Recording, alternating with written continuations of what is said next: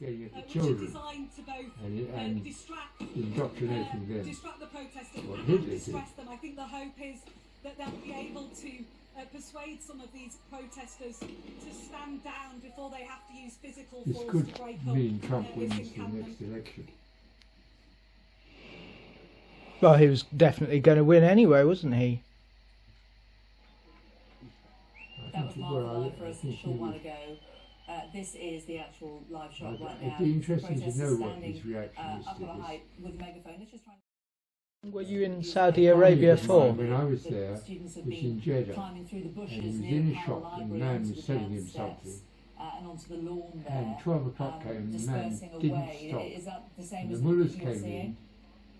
He hid I under think the they counter, may just have redistributed and themselves. probably being a Because, foreigner, what they they've been left him. They saying probably didn't know he to was the there, people who are there but to they support beat up them with is sticks. that they should They move beat this like bloke water. nearly unconscious So because he was selling basically something. that they Now should those are move the people, to Mo, wherever and that was me the when I was there, encampment and it leads was a them to colleague go. that this had happened to, So I think in it's very Jeddah, possible that they left a small which is very near presence Mecca. at Jan's How long were you in Saudi Arabia for? About 6 months.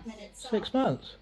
What? 6 months. Gosh, I didn't know you were there for that long. These group, the No, last few I was sent out for 3 months, and they wouldn't give me my visa to get out, and I was stuck there for 6 months, like a prisoner.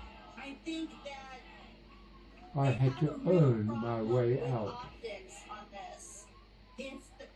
By that I mean I had to hand over a whole lot of buildings, and like a fool I didn't just sign them off, I made sure they were properly finished, and then I signed them off, and they let me go. Oh, they're bastards, really, they really are bastards. But I mean, that was small cheese compared to what happens to some people in Saudi Arabia. And Saudi Arabia at the moment are on our side. Yeah. It's now the really bad. These are the Persians. But I'm beginning to think that there's only one way out there, to drop atom bombs on Persia. Why do you think they're not doing that, the police? It's with bottoms, and that's not very nice. I don't understand that. Stand what? Sniffing bottoms. 2 dogs that yesterday in the pub, in the vet, they made friends and immediately start sniffing each other's bottoms. And it's quite extraordinary. I just cannot understand. Apparently, vets, they say that they sniff each other's bottoms. They can tell their health from that. Oh. So when they mate, they won't bother if the bottom doesn't smell right. They know there's something wrong with the dog. No, it's true. Oh, right. Oh. And from that, from the smell, they can get like a detection. Yes.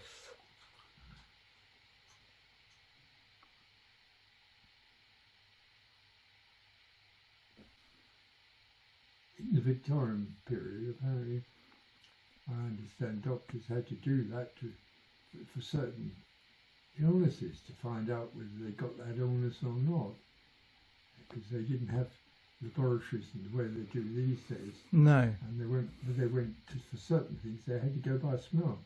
Well, I wouldn't be a doctor.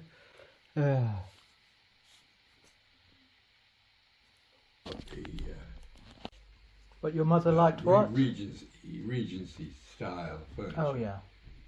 And But your mother liked Regency. I don't agree about Jacobean. I don't like Jacobean, and I don't like. I think it was all right in its period, you know, in the right sort of setting in the house. It's quite right, quite correct. But and Victorian, I don't like very much.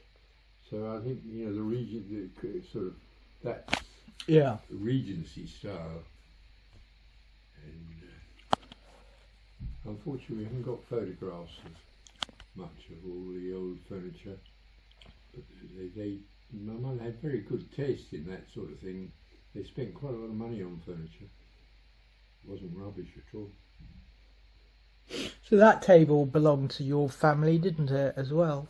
That, yes, that's typical. That is typical. That is worth quite a lot of money. It's gone unfortunately on the top.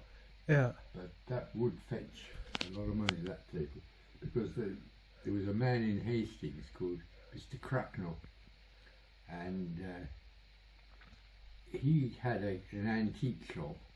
He was a bit of an expert in the old town of Hastings, and through my sister Jeanne, I suppose Jeanne was always in there, and Frank, who were always in there buying things, because, you know, antiques and so on. He somehow, I don't know, he met my mother, and he came round to the house, and he wanted that table. My mother said, no, you can't have it. And he went away, and he'd come back. 3 times he came back, and he said, I'll give you, I think about £50 for it. And in those days, it was a lot of money, 50s. What, for that table? Yes. And she said no. And now it would be worth very much more than that. It's very unusual. I've never seen one like it. But unfortunately, Mum fell on it. Yeah. So it was severely damaged. One of the legs split. Oh, right.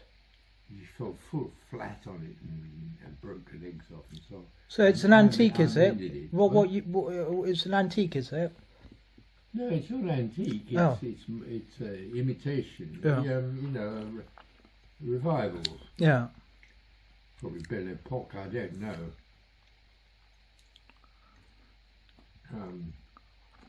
No, it was manufactured in the 20s, I suppose, so just after the war. And that thing, do you remember that?